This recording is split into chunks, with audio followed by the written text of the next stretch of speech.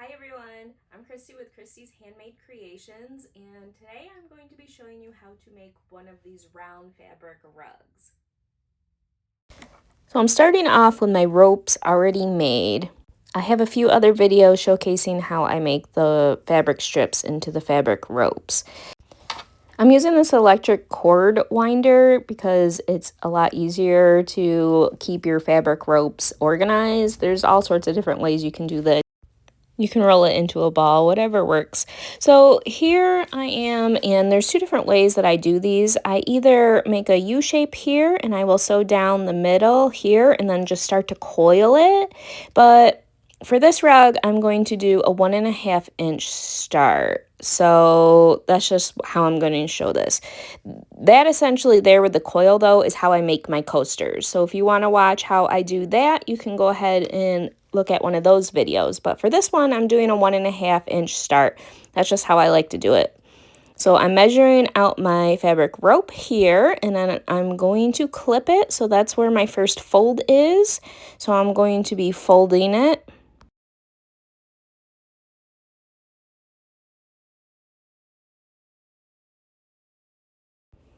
And then I'm going to be pinning it as well, just to kind of keep it all secure. Gets a little tricky with a little bit of fabric here and trying to get it to stay, but once you get it down, it kind of gets a little easier as you go.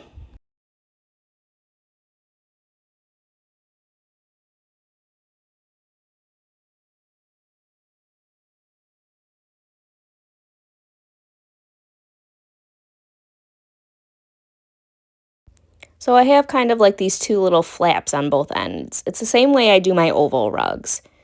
So this is the path I'm going to take. I'm going to sew across this fabric right here, that flap, and then down here, and then across and down, and that's going to be my path. And then it's going to go right into a circle. So I'm going to show you, I'm going to stitch, it's a zigzag stitch. I'm using settings on my machine, it's 5 and 3.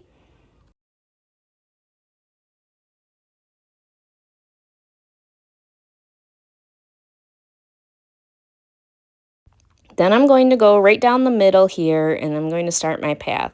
So I'm going to take all the pins out, and then I sometimes will use an iron and press it gently right in here before I start, but I don't always do it. So I'm coming down over here, and then I'm going to make sure that my needle goes up and over the flap, and then I'm going to keep my needle down. I'm rotating it so that I can come back down this flap over here. I'm going to cut these here. I hate those get in my way. Oh, okay, so then I'm following the path. I'm going down here, and then when I get down past here, I'm going to put my needle down again and turn it so I can come back down this path. You want that zigzag stitch to go on both sides. You don't want the fabric overlapping. So here I'm going to start bunching up my fabric here.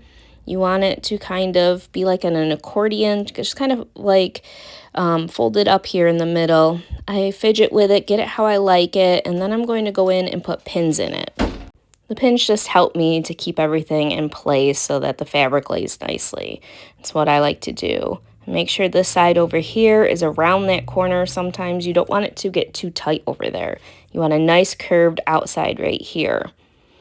So now I'm just going to go back and I'm going to continue zigzag stitching down, and I'm going to take my time. You don't want to rush this, especially in the beginning steps. See, I'm using my left hand here, and with every stitch, I'm just ever so slightly turning the fabric. I like to adjust the fabric as I go, try to press it down a little bit here and there. I'm watching carefully to make sure that my zigzag stitch is getting on both sides of the fabric. And there I was just adjusting a little bit just to make sure that it's going to catch, because I could tell that it was too far over a little bit, so I needed to adjust that fabric on the left. So now I'm continuing very slow. This is real time. I'm not slowing it down or speeding it up, so that you guys can see exactly how I do it. I'm continuing to bunch my fabric up over here, and I'm pressing it down. I want it to all fit nice and neat in there. And I'm going to go and pin it again, just to make sure that everything stays nice and secure, and I'm going to continue sewing.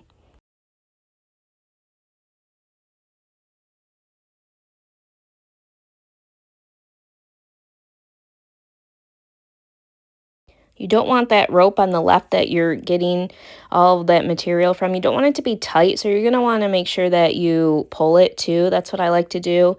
And then adjust it as you go. And I'm just pinning as I go just to keep it easy, just keep everything nice and secure. I want this to lay nice and flat and have a nice clean stitch around, getting on both sides of the fabric to connect the strips.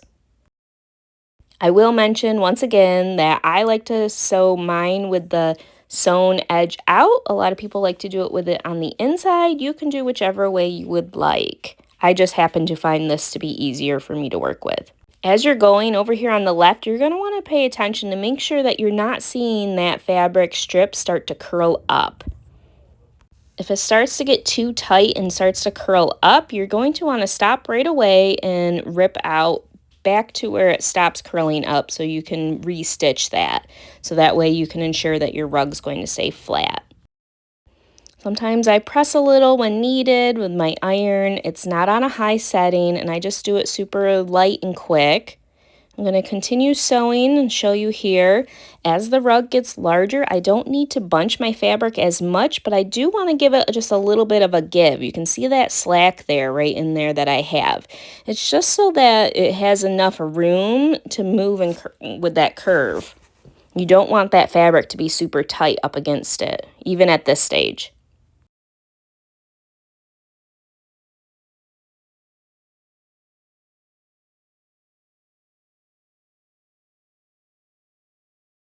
So again, I'm using just a couple pins. It just was what works for me.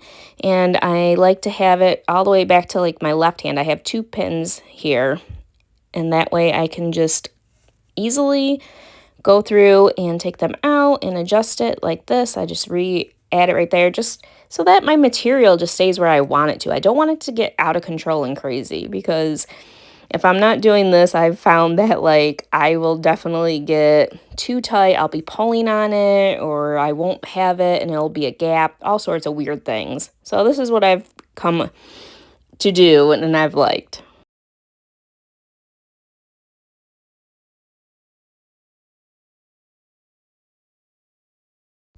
Taking a little moment to clean out. I forgot to clean this before I started. It's a good idea to clean this out, your machine, before each rug because with the batting, it gets a lot of that lint and stuff in there. So good reminder to do that.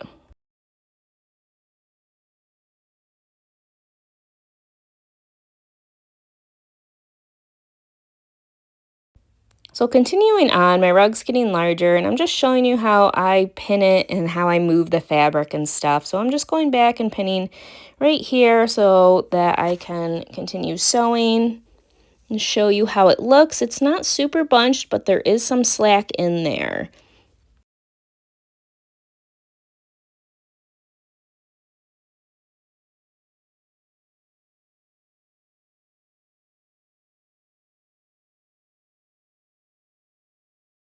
Again, this is real time. I wanted to make sure that with these tutorials that you're seeing a real time and that it's not sped up or slowed down so you can see how everything works.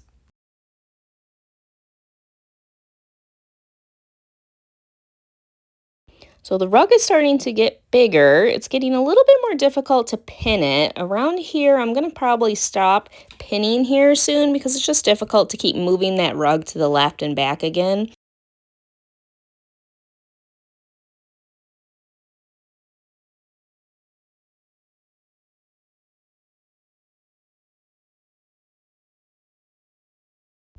But as you're sewing, you just want to make sure that you're not pushing and pulling and moving that rug around a lot and just letting the machine do a lot of the work. I'm using a walking foot and I find that that helps a lot with these rugs. I use my left hand, you can't really see it here, but I'm using my left hand a lot to just gently glide the rug through as it's being fed with the machine. And just watching and making sure that I'm getting on both sides of the strips and having a nice clean stitch and everything's laying flat.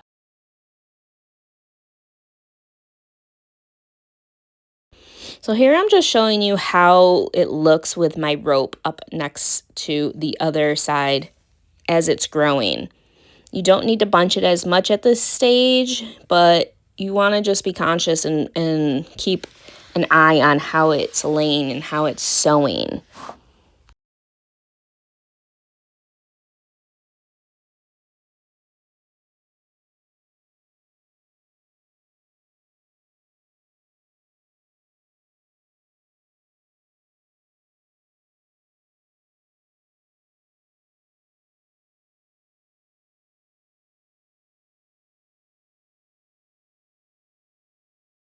So as my rugs get bigger, I like to fold them when needed because it's starting to get really heavy at this point, and I find that when I fold it like this or roll it up, it just helps a lot for me to be able to keep the stitch nice and clean and on the fabric even, and I'm not getting any tugging or pulling on it. So you're going to get a nice clean stitch, and it's going to keep the rug flat.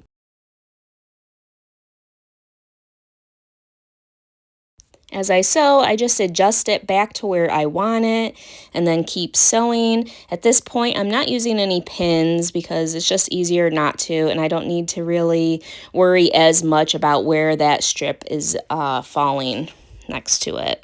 I am, however, making sure that that strip is not tight or being tugged on. So my left hand is continuously, like as I go, pulling that strip. You can't see it, but it will be pulling it. So that way there's no tightness on that strip that's being sewn to the rest of the rug.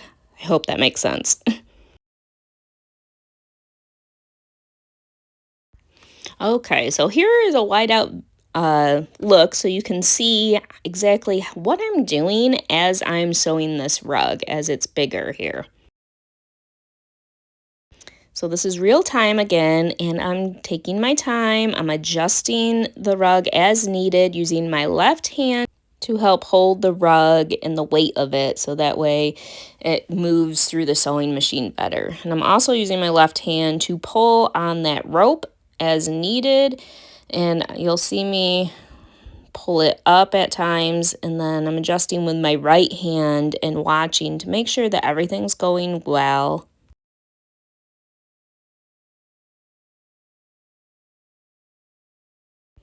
Yep, here I go. There we go. Adjusting the rope here. Yep, so that way it's not tugging. You don't want that to be tight when you're sewing right there. You want it to just be, I don't know what the word to be. I guess loose? I don't know. Sorry, my brain starts to get foggy sometimes.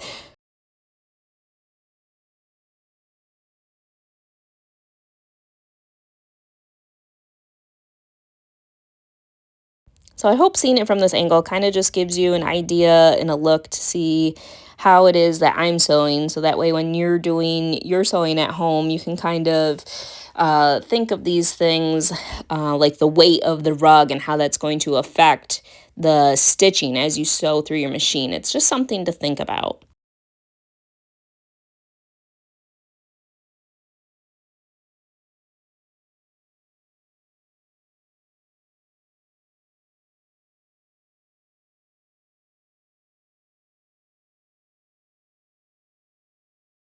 I'm finally to the end of my rug, and I'm going to just cut a small section off angled here at the end. This is how I like to do the end of my rugs.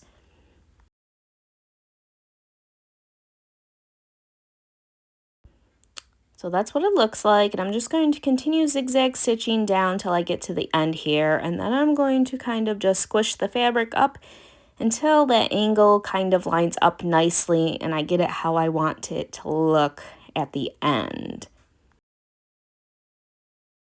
I gotta try to get it so that that batting doesn't stick out and that the ending kind of tapers into the rest of the rug. So it gets a little tricky, but you just take your time, and the more you do it, kind of easier it gets.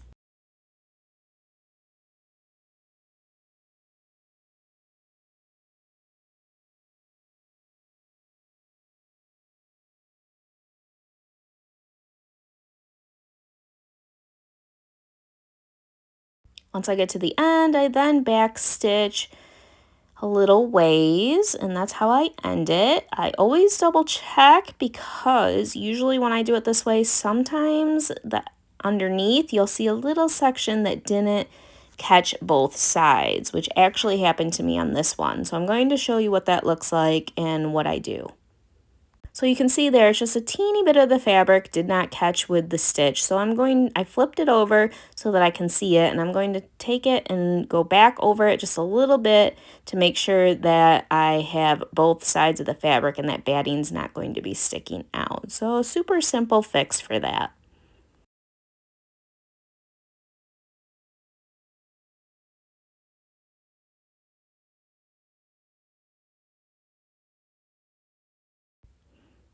So here it is. That's how the end looks. It's all ready to go. Then here is the final look. This was a 40 strip jelly roll, and it worked out to be 36 inches wide. I hope you found this helpful. You can find me on TikTok and Facebook.